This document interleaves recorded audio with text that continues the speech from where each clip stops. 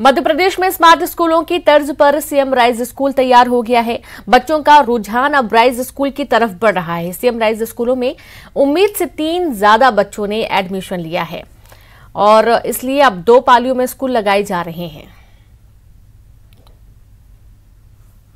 मध्य प्रदेश में अब सरकारी स्कूलों की तस्वीर बदल रही है। जी हां, अब सरकारी स्कूलों को निजी स्कूलों की ही तरह स्मार्ट बनाया जा रहा है और आप देखेंगे कि ये रशीदिया स्कूल है जिसे आप पूरी तरह से बदला हुआ देखेंगे और ये जो स्कूल है अब सीएम राइज स्कूल में तब्दील हो चुका है और स्मार्ट क्लास है, स्मार्ट रूम है, तो स्मार्ट बोर्ड भी नज़र आपको यहाँ पर आ रहा होगा और स्मार्ट बोर्ड पर ये जो छात्र छात्राएं हैं वो पढ़ते हुए यहाँ पर नज़र आ रहे हैं और इसकी जो उद्देश्य है, मकसद है, वो यही है कि जो बच्चे हैं उनकी नींव मजबूत हो और बहुत ज़्यादा जो बच्चों का भविष्य है वो संवर सके, खास करके सरकारी स्कूलों में। और इस वक्त हमारे साथ सीएम राइज स्कूल के जो प्रिंसिपल हैं केडी श्रीवास्तव जी, उन्हीं से बात करेंगे। सर, तस्वीर बदली हुई नज़र आ रही है सीएम राइज स्कूलों की, किस तरीके का रिस्पॉन्स मिला है बच्चों के एडमिशन को लेकर? बच्चों के एडमिशन को लेकर अभूतपूर्व हमें रिस्पॉन्स मिला है पालकों से। इस बार हम लोगों को इतने एडमिशन के फॉर्म आए कि लॉटरी निकालना पड़ी और पालकों का भी बहुत अच्छा रिस्पांस है। समाज में कितनी होगी सर पहली से 8वीं तक, क्योंकि यहाँ हमारे यहाँ प्रत्येक कक्षा में पहली से 8वीं तक 40 सीटें निर्धारित हैं अभी, तो हमारे यहाँ अभी संख्या ज़्यादा हो गई थी। 2 शिफ्ट में हमने लगाया है 1 to 8। सुबह से जो है पहली बॉयज़ की शिफ्ट लगती है 7:15 से 12 बजे तक और 12:30 से गर्ल्स की शिफ्ट लगती है। दोनों ही शिफ्टों में लगभग 320 बच्चे हैं, 8 कक्षाएँ हैं हर क्लास में। तो पढ़ाई का स्तर इम्प्रूव जैसे कहा ही था, उसके लिए टेस्ट भी होते शिक्षकों के, तो इस स्तर को बनाए रखें, इसके लिए आपकी क्या कोशिश रहेगी? हमारी ये कोशिश है कि हमारा डेली रूटीन में ही एक माने हम लोगों ने कुछ नाम सेट करे हैं और हर टीचर के लिए भी और प्रिंसिपल के लिए भी कुछ नाम्स हैं कि उनको हर दिन क्या क्या चीज़ें देखनी है।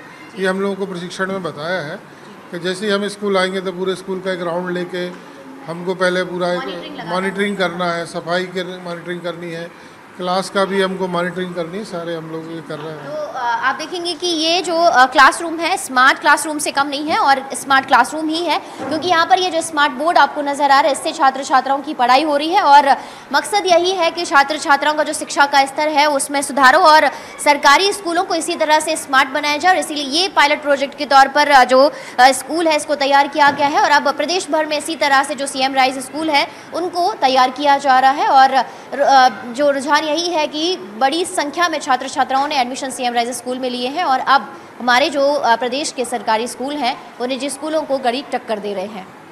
कैमरामैन अजय तंवर के साथ रंजना दुबे, न्यूज़ 18 भोपाल। तो वहीं भारत सरकार की अग्निपथ योजना से युवाओं को जोड़ने के लिए हरदम एक कार्यक्रम का आयोजन किया गया।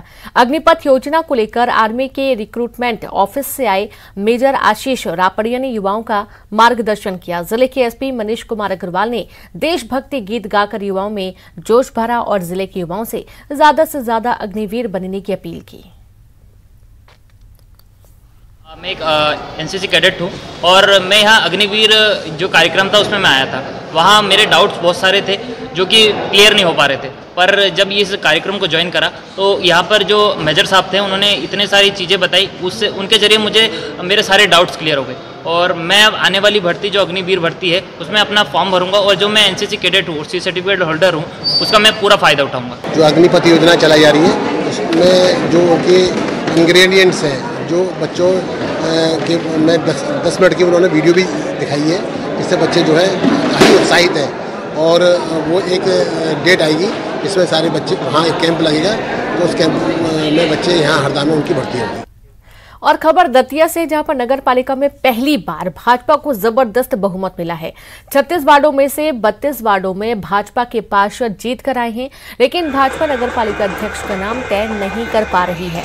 भाजपा में करीब आधा दर्जन अध्यक्ष के दावेदार सामने आए हैं, लेकिन पदाधिकारियों का कहना है कि मिलकर बैठक कर अध्यक्ष का नाम तय कर लिया जाएगा। वहीं जानकारों का कहना है कि भाजपा शहर में जाति गणित को देखते हुए किसी को नाराज नहीं करना चाहती, इसलिए अध्यक्ष का नाम तय नहीं कर पा रही है।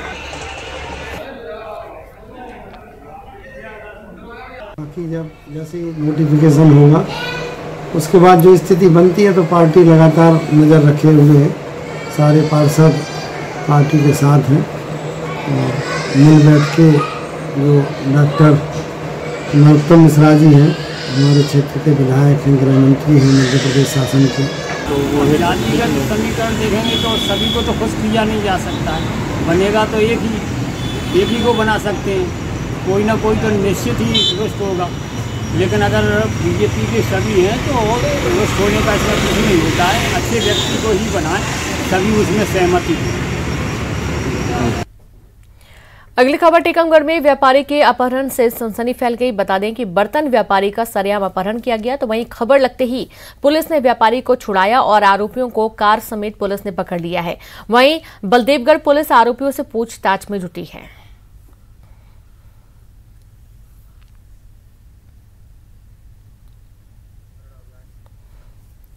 भिंड में मानसून काल में सिंध नदी से रेत का अवैध उत्खनन कर मामला सामने आया है। जांच के बाद कलेक्टर ने खनिज निरीक्षक राकेश देशमुख को निलंबित कर दिया और जिला मुख्यालय पर अटैच किया। वर्षा काल में एनजीटी के नियमों का पालन नहीं कराने और लापरवाही बरतने पर कार्रवाई की गई। वहीं खनिज निरीक्षक का चार्ज सर्वेयर संजय धाकड़ को सौंपा गया। बता दें कि 3 दिन पहले सिंध नदी से रेत का अवैध उत्खनन करते 76 गाड़ियों को जब्त किया था।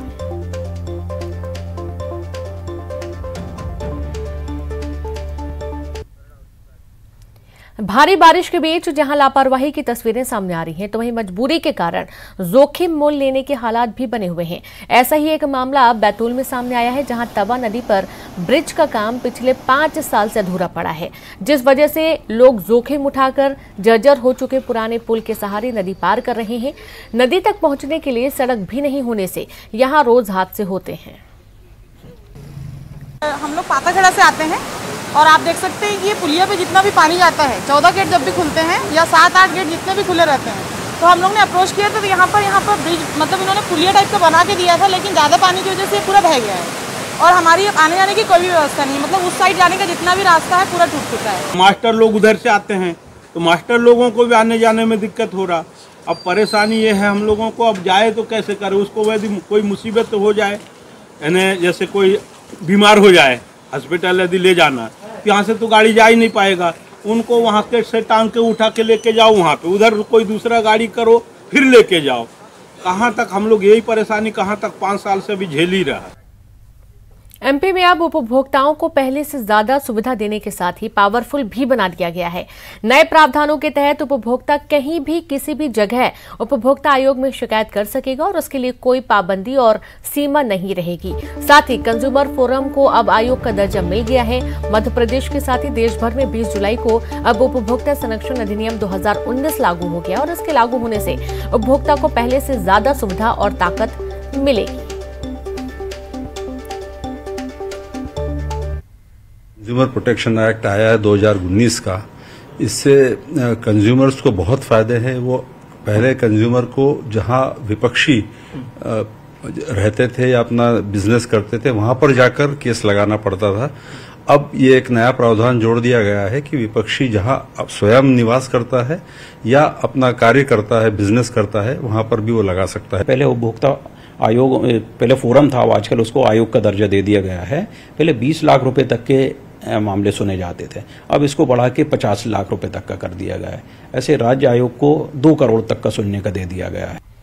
नर्मदापुरम जिले और आसपास के क्षेत्रों में लगातार बारिश का दौर जारी है, जिससे नदी नाले उफान पर हैं। बीते 2 दिनों से तवा डैम के कैचमेंट एरिया में हो रही लगातार बारिश के कारण डैम में पानी का इनफ्लो बढ़ा है। तवा डैम के सभी 13 गेट खोल दिए गए हैं, जिनसे करीब 1,97,000 क्यूसेक पानी छोड़ा जा रहा है। वहीं सानी डैम से लगातार आ रहे पानी के कारण डैम का इनफ्लो लेवल बढ़ा हुआ है।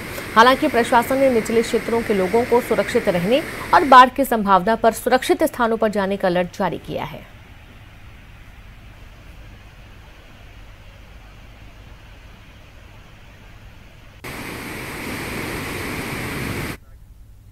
तो वहीं बैतूल में भारी बारिश की खरीफ फसलों को भारी नुकसान हो रहा है। जिले के अधिकतर इलाकों में सोयाबीन, मक्का और सब्जियों की फसलें या तो पूरी तरह सड़ चुकी हैं या फिर फसलों की बढ़त रुक गई है। बारिश ने किसानों की टेंशन बढ़ा दी और अगर कुछ दिन मौसम साफ नहीं हुआ तो फसलों को बचा पाना मुश्किल होगा। कृषि विभाग ने फसलों की देखभाल के लिए एडवाइजरी जारी कर दी है, लेकिन अब सब कुछ मौसम साफ होने पर निर्भर हो गया है।